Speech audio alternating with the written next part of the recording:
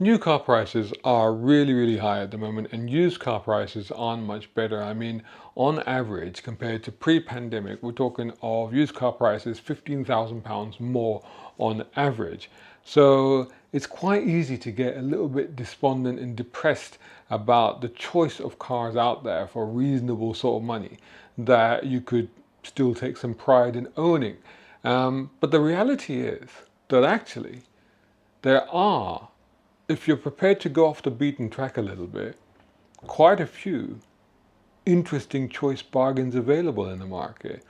I've been digging some out, and I'll tell you what, I am salivating, and I'll share why with you right after this. A brown car guy.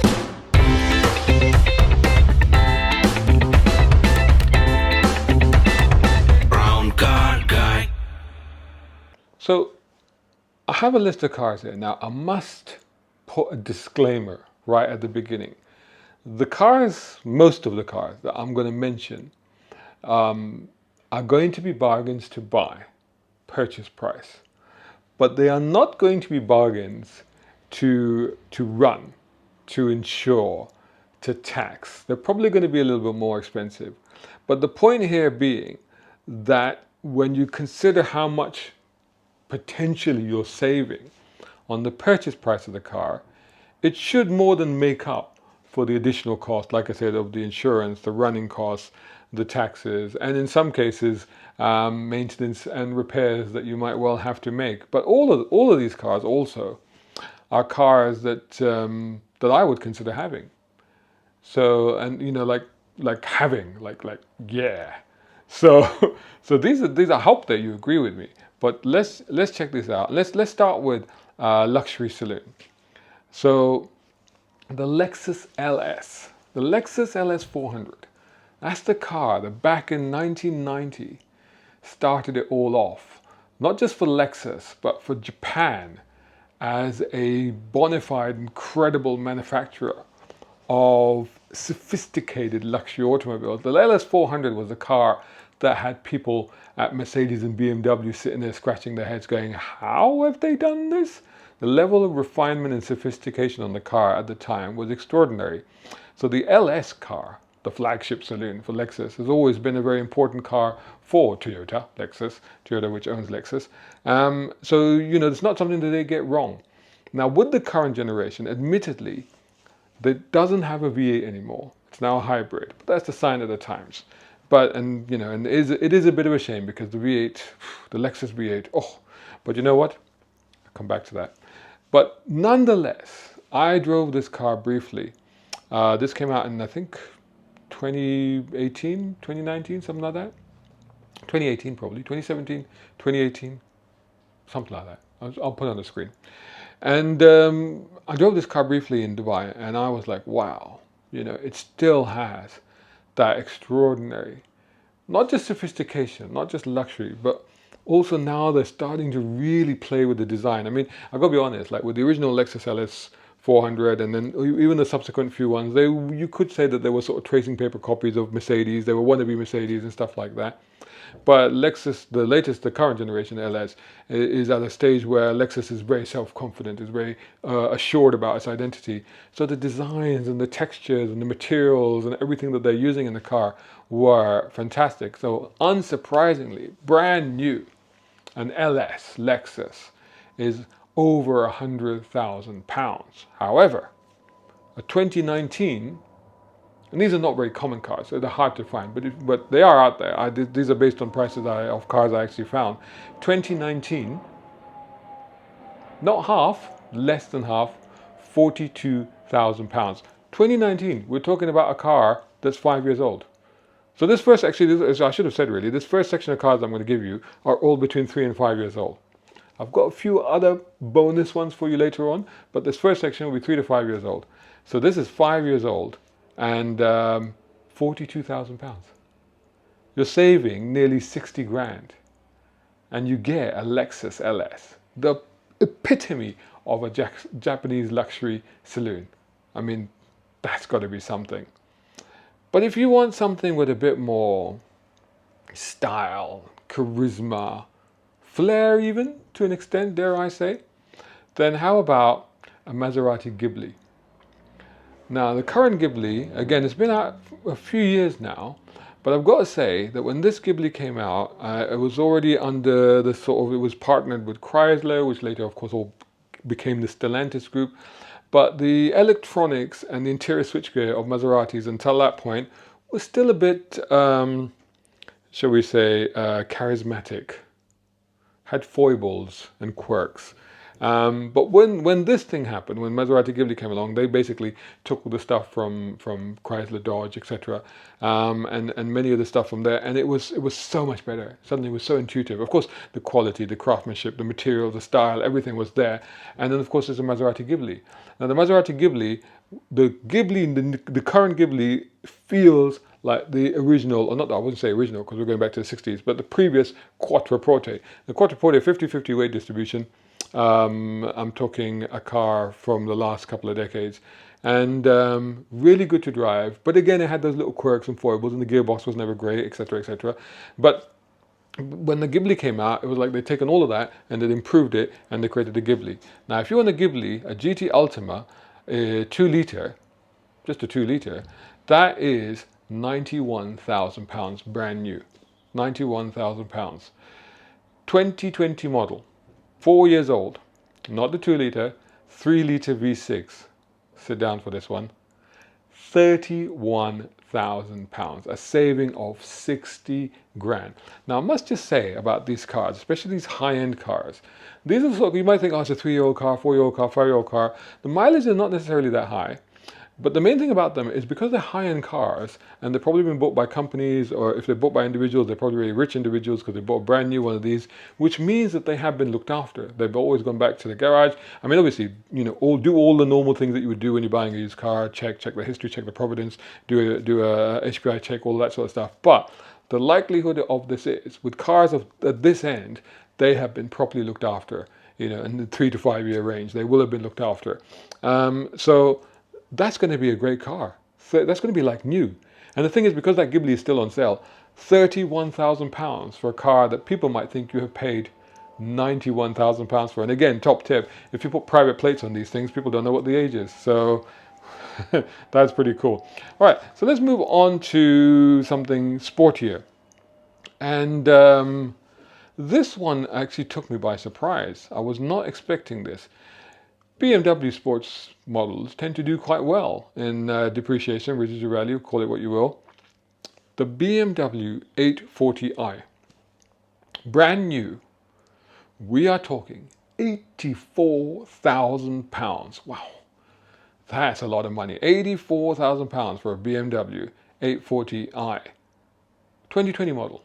Again, just 4 years old. 840 again. And these are good looking. Remember, this is the BMW that still has the sort of normal proportion grille rather than the vertical grills that some of the modern BMWs have. So I think it's actually quite a handsome car. It's got quite a sleek look about it. This one, 2020, 840. Remember what I said new, £84,000? £30,000. £30,000. I mean, that's incredible. That's 50 grand cheaper. It's over 50 grand cheaper.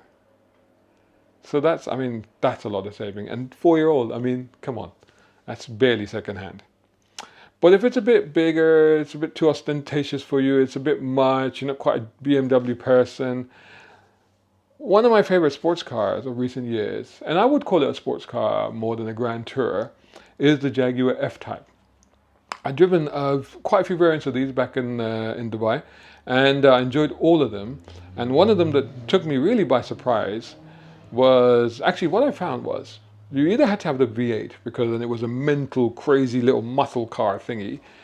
Then the V6 was like, it was good, but it was like, yeah, it's the V6, you know. And then you had a 2-litre. And the 2-litre you would think, oh, well, you know, but the 2-litre, I think it was what they call it, the Ingenium engines from Jaguar at that point, were actually really good units. And the 2-litre, quite torquey, quite nice. And when you put it into that car, it actually fitted that, because it was a smallish car, it's not a huge car. So it kind of fitted it really well. And I actually found the balance of that engine with that car. I remember reviewing a blue one in Dubai, spending a lot of time driving this all around the Emirates and just absolutely loving it. Just really getting a kick out of it and really enjoying it. And you know, it was a really, really good car and a really good looking car. They've slightly changed. I mean, it's discontinued now, and of course, in the last couple of years, they changed the headlight shape. But I think actually the way it was before the headlight change was actually better. So, £62,000 they were brand new, 2020 model, 2 litre, £30,000, and the 62 was for the 2 litre, so £30,000. So about 30 grand savings. So just under half the price. Half the price of one of those. And it is a sweet car. I highly recommend that car. Let's move on to more sports thingies, but not coupes and sports cars, but let's move it into a saloon hatchback arena. And again, like I said, I really like the Jaguar F-Type, but another car that I really liked. And it's I think a much underrated, but very credible alternative and challenger to something like a BMW M3 is actually Alfa Romeo's Giulia Quadrifoglio. Now, I've driven many of these, driven them quite a couple of times. We did the launch and then drove them a few times actually. And every time I drove it, I was just like, wow. The balance, the chassis, the engagement for a modern car is just fantastic. And of course the performance from the engine. So really good car. Now, they've been out for a while now. I think 2017, 2016. Now, brand new, they're £78,000, nearly 80 grand. So these are not cheap cars. 80 grand. But you know, like literally, you're like, it's worth it, man. It's just, what a car, you know. But, and again, they haven't changed much in design. So, a 4-year-old one, remember 78 grand new, 2020 model, £40,000. Nearly half the price. And actually, I would go a little bit older. Okay, I'm breaking the 5-year rule on this one, but I found a 2017 model that looked absolutely stunning, £29,000. I mean, that's 11k cheaper again. £78,000 brand new, 2017, good looking car, been looked after, £29,000. But anyway, if you want to stick to the 3 to 5 year rule, 40k. It's about half the price will get you one. And that is well worth looking at. I mean, you will not be disappointed owning that car. It may not be the most reliable car. It is an Alfa Romeo, but you know, it's an Alfa Romeo. But yeah, but they're not as bad as they used to be. They're really quite solid machines now. So that's definitely worth looking at. If all of that is a bit too much for you and you just like something that's small and nippy and you know, you can't go wrong with a Mini Cooper. Now a Mini Cooper, I'm actually surprised to be having it on this list at all, because it's one of those cars you think that, you know, they're still quite popular, they're still quite loved, you know, they probably hold their value quite well. Well, a Mini Cooper S. Now, keep in mind that it's just been replaced. So I'm trying to look at the price of the car that I was looking at, and when it was new, it was Mini Cooper S was £26,000. And they've just got a new one, which I've just reviewed, which is just on the channel. I just reviewed it in the last few weeks. Really good. Because the Mini Cooper S, the newest one, we thought they were all going to go electric, but thank God BMW said, yes, we have an electric Mini Cooper. We are going electric, but we have petrol versions too. So that's good. So the Mini Cooper S 2024 is still a petrol car. Anyway, so the one I was looking at, £26,000 new, and this 2019 model, used, half the price, £13,000. Mini Cooper S. 2019, 5 years old, £13,000. Now, of course, you can get them for much cheaper. Mini Cooper S's for earlier ones, get them much cheaper, but that's just 5 years old. That's just 5 years old. That's the current, not the current, but the previous to current generation car. Here's the other thing about these prices. So the new prices that I'm giving you are literally the list prices of those cars. So, you know, I'm just saying, what is the list price new, etc.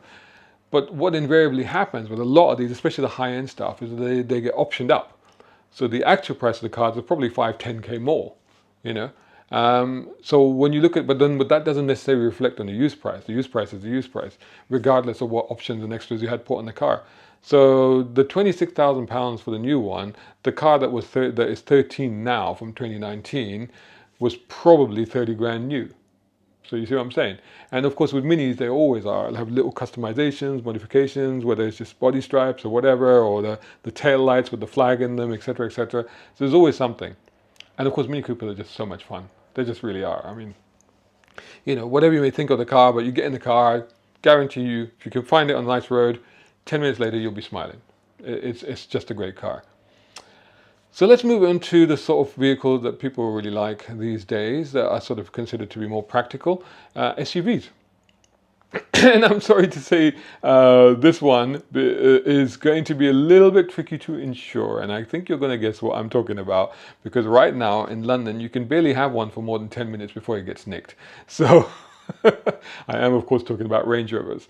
And Range Rovers are hugely popular here, both with the customers that buy them and also with the thieves that nick them. So it's easy. It may be possible to get one. It's very difficult to hold onto one. But if you can, and I would recommend taking every precaution that you possibly can to look after your Range Rover, and also that will help with your insurance as well. But having said that, of course, the Range Rover has now just been completely revised a couple of years ago. There's a completely new Range Rover, but the one before that, which still looks like a handsome beast, and it's still an incredible machine. Range Rover P400, a 2020 model, was £90,000 new. 2020 model, 4 years old, it was £90,000 new. You can find one today for starting from under £35,000. £35,000. I mean, that's quite something, right? That's way less than half of the price. And of course, that does partly is influenced by the fact that, you know, it is difficult to insure them, so that's going to be difficult. And so you might want to just check your insurance premiums before you buy one. But even so, £35,000 for a car that was 90k new. Wow. Now, if you like your SUVs, but actually you do use them off-road, you really like to go off-roading on the weekends, you like to go mud plugging, or you like to climb a dune if that's what's near you, or you like to take something overlanding, go on an adventure, go on a long drive across continents, something like that, then the Range Rover is probably not the one you want, because it'll probably break down. So, and you want something a little bit more reliable. Range Rover is very competent, there's no question, until it breaks down, but it's very, very competent. But it's, you know, it's a bit reliable. Also, it's a bit precious because you get a nice, clean, fancy, polished Range Rover. You don't want to be like going through muds and stuff like that in it. However, a Jeep Wrangler, I mean, you know, I've driven tons of these. Again, Range Rovers have driven tons, Jeep Wranglers have driven tons in the Middle East, in Dubai, and they are solidly, highly regarded as proper off-roaders. I've also driven them. I did the most recently, a few years ago, I did a Jeep event in Austria, driving up in the hills and in mud and all the rest of it. And it's just such an incredible machine. And the latest cars are just, you know, phenomenal. And in terms of all the gadgetry and things that they've got, you can just, from the cabin, you can, you know, lock the diffs and do the adjustments that you need to do. So they're incredible. Brand new. They're not cheap though. Brand new, £61,000 in the UK. £61,000 for a Jeep Wrangler. However, 2019, again, 5 years old, £30,000, half the price. £30,000 for a 2019 Jeep Wrangler. And I have to say that that's the current Jeep Wrangler. And I do say that I think that is the most handsome iteration so far of the Wrangler. And it's actually a very practical machine. And of course, you know, with these things, you can take the roof off, you can take parts of the roof off, or you can take the whole roof off. And then you can just take the doors off, you can take the windscreen off if you want to. I mean, that is the ultimate definition of open top off-roader, you know. So there you go. And it's a proper off-roader. So, and of course you can still drive around town in it because it's very good at mounting curbs and things. So there you go. So I like them. That's recommended. 30k for 2019. I think that's not bad at all. Hey, are you enjoying this video? Then make sure you hit the like button. It's very important. Plus, comment, share, and make sure you're subscribing. So those were cars that were 3 to 5 years old. So they were relatively newer ones. The sort of age range that most people are looking for a used car that they want to keep and run for a while would be looking for. But I couldn't resist looking around to see what else was out there. And I set the parameters to a bit older to see, you know, what sort of cars were out there. The sort of cars, like I said before, that I would like to own, that I would consider owning, that are cool and fun and different and exciting. Something that you would park and then look back at. Something that you'd get excited about going to work in the morning because, like, okay, where's my keys? I'm going to drive that car. So they're not the mundane sort of thing. They're all special sort of things. But are they available for reasonable prices? Well, yeah. Let's do this one alphabetically. So we're starting with Bond, James Bond. Actually, no, he actually didn't drive one of these, although kind of, I suppose there is a kind of lineage. What I'm talking about here is in the early 2000s, so 2006, Aston Martin V8 Vantage manual. Now, like I said, James Bond didn't drive one of those. He drove the later, well, he didn't drive a Vantage at all, actually. He drove a DB10 Inspector, which then became the next Vantage. But this Vantage, I remember, they're compact. They were like little street fighters, you know. They were like sophisticated street fighters. They were like, you know, thugs in a tuxedo, literally. They weren't so brutish. They weren't big. They were quite compact. You know, you could get around town, and then, you know, they were small enough to do that. But they were tough things, and they had a V8 engine, and they were available with a manual gearbox. There was a V12 as well, but those are quite rarefied. So, and the prices are still high on those. But the V8 was plenty, and with a manual gearbox, and I remember driving one of those, it was such a laugh, so much fun, and just so damn cool. I grant you, not the most reliable of cars, and your maintenance and stuff will cost you money. So you might want to check out these things, servicing costs and stuff like that, before you take that plunge. But having said that, a brand new one of those in 2006 was £87,000. £87,000. Today, a 2006 manual Aston Martin V8 Vantage, £23,000. I mean, a standard Vauxhall Astra is more expensive than that. £23,000. And yeah, okay, you might want to set aside, you know, 5 to 6 grand a year to just run the thing, but that's got to be a bargain. £23,000 for an Aston Martin. And the thing is, nobody would know.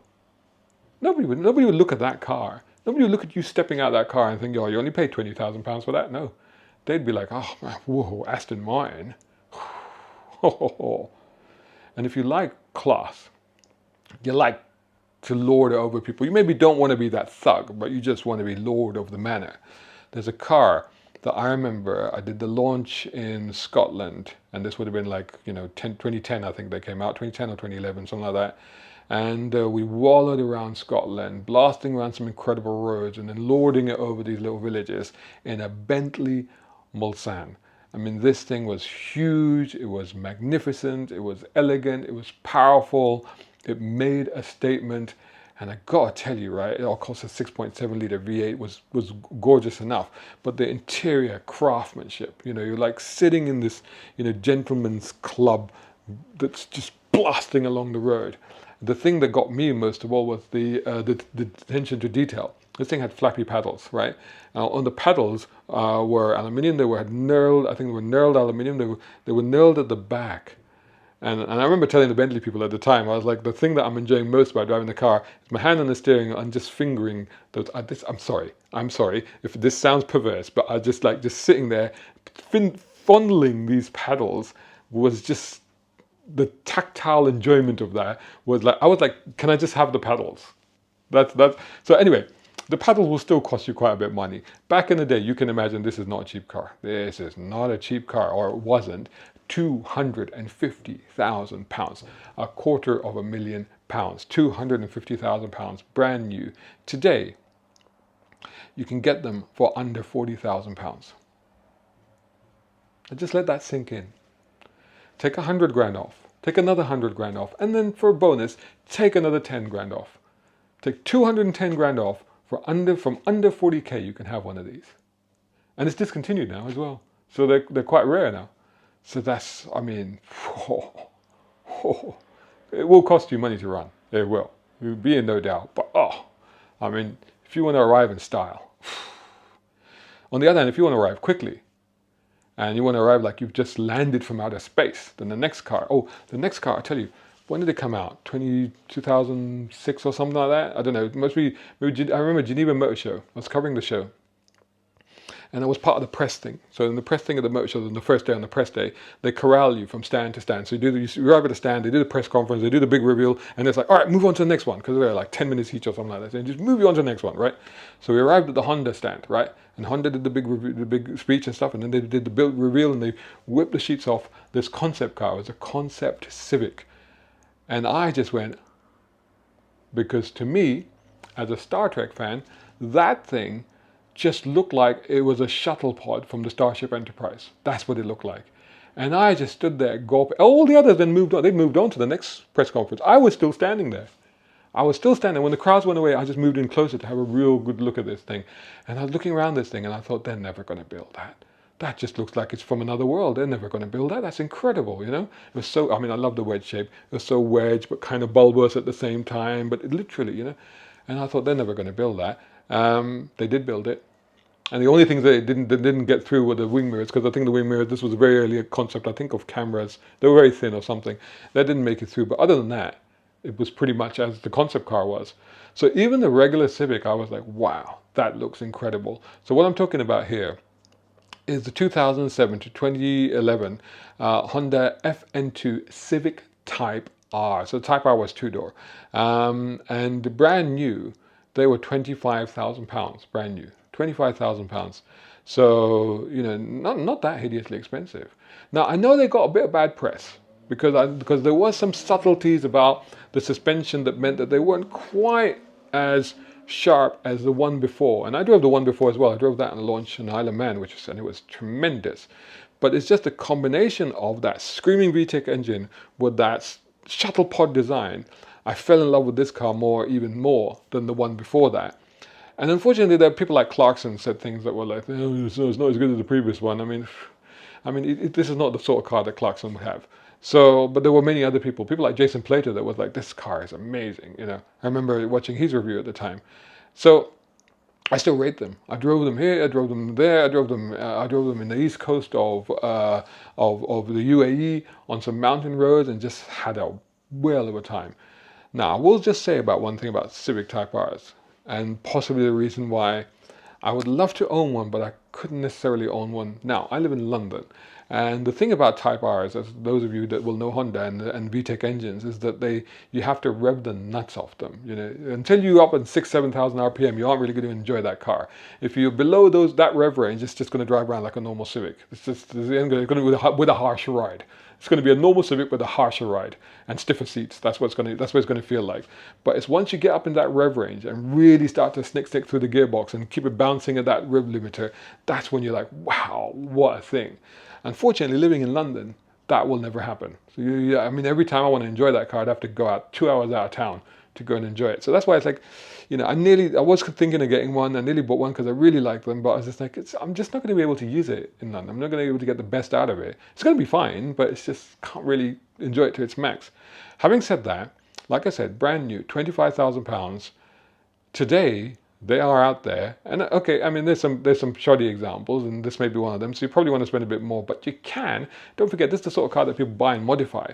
So for a lot of people, it doesn't really matter if it's shoddy, because they're probably going to modify it and change it and uprate it and throw stuff out and put new stuff in. Under 3K. £3,000. Under £3,000. You can find them now. I find there were quite a few for 2,999, something like that, you know. Under £3,000 for that Civic Type R. And even now I'm thinking, oh, I mean, I got no space for them. And again, I still live in London. But at under £3,000 for something that looks like it came out of the shuttle bay of the Starship Enterprise. Come on. And if we're talking really low amounts of money, let's move on to my next car, which is actually not that old. It's a 2015 car. And this car really impressed me in the UAE. Again, I drove this car in the UAE. It was Jaguar's junior saloon. So it was the Jaguar XE. 2015 model. I drove it as a V6 and I enjoyed it. But actually, again, I referred back to that. I mentioned the F-Type earlier with the 2-litre engine. Again, the 2-litre I thought was really good. The engine was really eager. It just fitted the car really well. And I had a whale of a time driving it. I felt it was a really, really sporty little saloon, you know. And that thing, brand new, 2015 Jaguar XE 2-litre, brand new, £28,000, just under £30,000. You can get one today for under 5K. From under 5K, they're out there. And that's not even that old. We're talking like, you know, less than 10 years old. Jaguar, nicely equipped. I mean, this modern generation. We're not talking classic Jaguar. This is a modern generation Jaguar. Make sure you get the petrol one if you want to live in London, because petrol one will be ULEZ compliant. The diesel one, I'm not sure. You'd have to check. But actually 2015, 2016 diesel one, you'd be fine actually. You'd probably pay a little bit more than the 5K, but actually you'd be fine. But from under 5K. So say you spend 6, 7K, you still get a really fabulous car. And I really like the style of it, the slim headlights, the look, the stance. I think it looks fantastic. So there you go. I think that's a bargain. Another car I've got a real soft spot for is the Lexus RCF. This is the V8, 5-litre V8. Again, it got a bit of bad press. People were like, oh, when it came out, people were like, and it was like, oh, was it 2015 or something? And when it came out, people were like, oh, it's a bit heavy, it's a bit this, a bit that. It's like, you don't get it. It's a Lexus. You get an incredible, powerful, mental, Japanese muscle car wrapped up in all the luxury and refinement of a Lexus, you know, and the damn thing looked cool as well. And it pulled mega burnouts, as you can probably see from this video, if you could figure out how to turn the traction control. And most people don't know how to do that. Even Lexus dealers do not know how to do that. There is a way to hack the system. I cannot remember what it is now. My business partner and buddy at the time found out the way to do it. We did it, and then we did this burnout. It's a magnificent car, an incredible engine, a real sort of sleeper car, really underrated, brand new. Lexus RCF 5-litre V8 2015, brand new, £63,000. You can get one from under 30k now. But not many though. There are not many around. In the UK there's not many, but they are out there. I think I found 2 or 3 of them. So under 30k. And that's a Lexus. You know it's going to last. And it has that glorious V8. So what a thing. But talking of glorious V8s, the next one has got a V8 as well. And it's the other thing about this next one, the V8 and that one, there was once a survey that was done a few years ago. It's the stuff of myth and legends now, that played all of these different engine notes to people and then measured their arousal factor, shall we say, men and women. And this car emerged as the number one in terms of just the sound of the engine, to create the most excitement, shall we say, with people. And I am talking about the Maserati GranTurismo.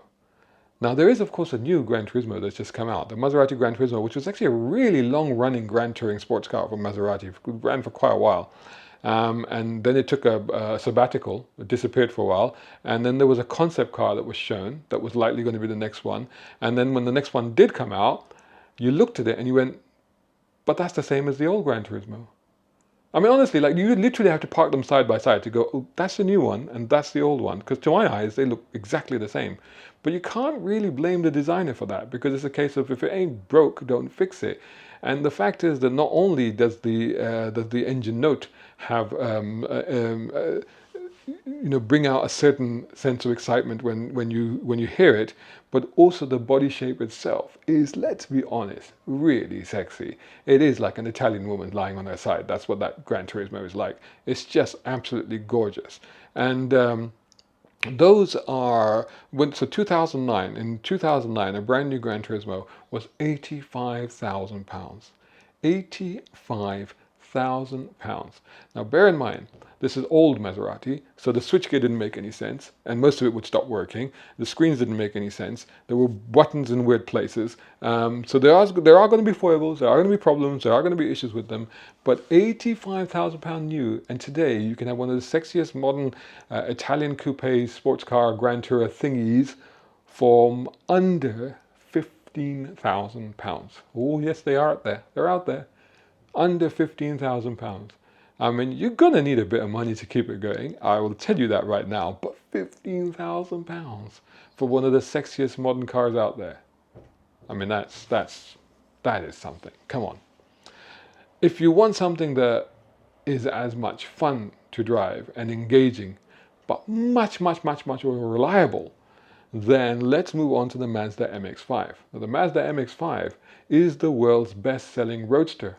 No question, it's the world's best-selling roadster. Mazda really, hit the nail on the head with that car in every way possible. It's gone through several generations. The latest generation, I think, actually looks the most Japanese. It looks the most manga to me, and I think actually it's the most exciting. And also for me personally, it's the one that fits me the best, because I have a slight love and hate relationship with them because the original ones were a bit too tight for me. But the latest one, I fit in perfectly, so they're really comfortable. They're really fun to drive. I drove one recently, reviews on the channel. Brilliant cars, Mazda MX-5, brand new, £28,000, 2016, which is the same generation, from under £10,000. Say what? Yep, from under £10,000. And again, for a young person that's just starting out, you're going to pay a lot for insurance, but it's just starting out and you want to get the dynamics of what a proper sports car should feel like. Manual car, front engine, rear wheel drive, what it should feel like, what it should drive like, how do you get used to it? That's the car to have. From under £10,000. That's brilliant.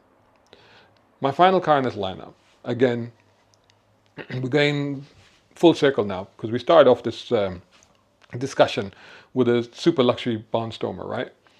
And we're ending with a super luxury barnstormer. We're ending with a dictator's car. We are ending with the car that all the kings and dictators and presidents really want, which of course is the Mercedes S-Class. So the Mercedes S-Class, not the current one, but it's just been replaced in 2020, about 4 years ago it was replaced. So the previous one, which actually, let's be honest, looks the same. It's got all the luxury. It's a solid car. It's a W222 if you want the code name for it. 2015 to 2020, Mercedes S-Class, S350. The S350.